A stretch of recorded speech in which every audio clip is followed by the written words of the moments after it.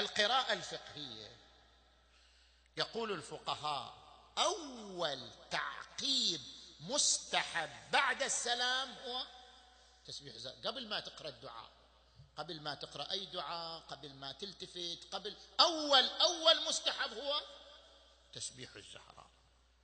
لصحيحة عبد الله بن سنان عن الصادق عليه السلام قال: من سبح تسبيح فاطمة قبل أن يثني رجله، يعني أي حركة لا تصدر منه كأنك ما زلت في الصلاة، قبل أن يثني رجله من صلاة الفريضة غفر الله له.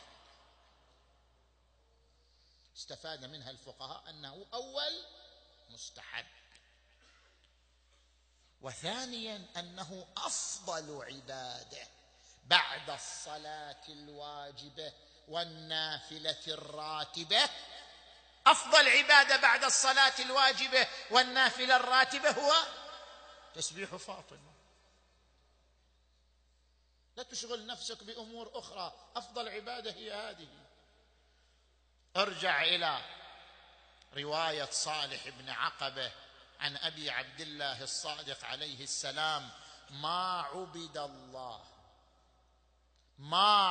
الله بشيء من التحميد بعد الصلاة أفضل من تسبيح فاطمة، ولو كان شيء أفضل منه لنحله رسول الله صلى الله عليه وآله إلى ابنته فاطمة. هو أفضل عبادة.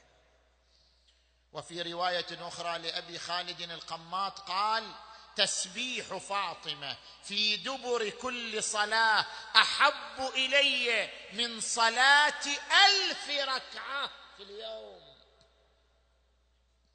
هذا التسبيح يعادل 1000 ركعة. زين، نجي إلى القراءة العرفانية.